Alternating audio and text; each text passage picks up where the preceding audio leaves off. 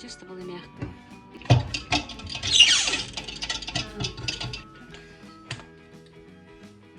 Сырки.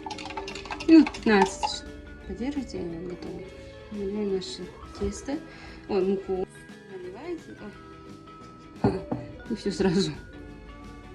Так, дальше мы добавляем нежным. Свежее мягкое тесто.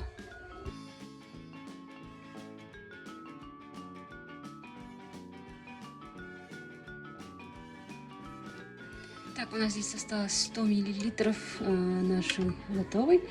Можно его в холодильник поставить, либо вылить, потому что мы немножко не подрасчитали.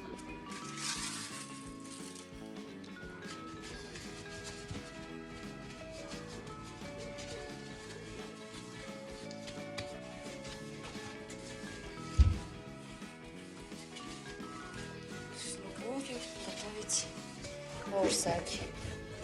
Тесто, видите, как 1,5 сантиметра хватает.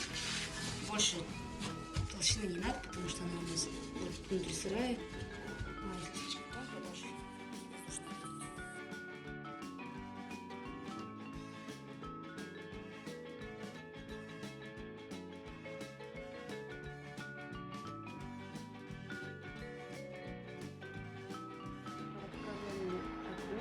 масле. Вот наш баурсаки.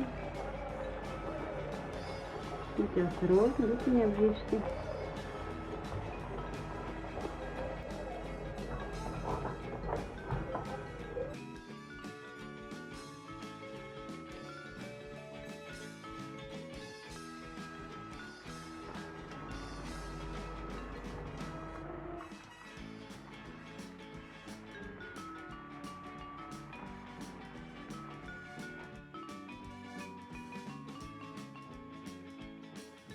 Баурсак настаиваем молода.